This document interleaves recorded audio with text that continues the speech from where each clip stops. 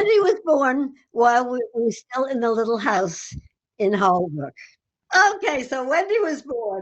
Judy Ann was 5, because it's 5 years difference in their ages. So Wendy was born.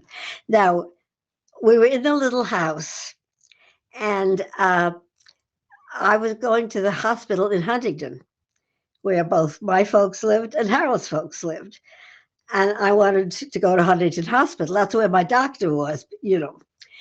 So anyway, I'm where woke up and I said, "I think we have to go to the hospital, Harold." He said, "Well," I said, "My water broke."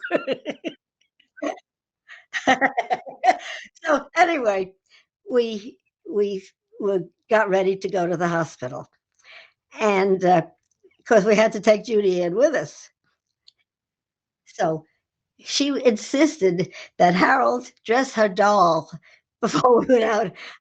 We got her dressed, and we were dressed. She insisted that the doll has to be dressed. So he had to dress the doll before he could take me to the hospital. Uh, so anyway, get to the hospital. Now, while I was in the hospital, Harold thought he would stay with his mother and father. They'd probably enjoy that. So uh, we dropped Judy Ann off there at Harold's folks, and he took me to the hospital. And then he came back. She was there, so they stayed with him while I was in the hospital. They stayed with Harold's mother and father. Yeah, they they enjoyed that, and so he takes me to the hospital. And they do keep you for. They did in those days keep you for a week when you had a baby. I stayed both times for a whole week. Well, it was fun.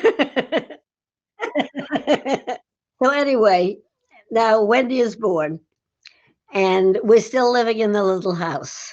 We go back there because we could not find a place to live.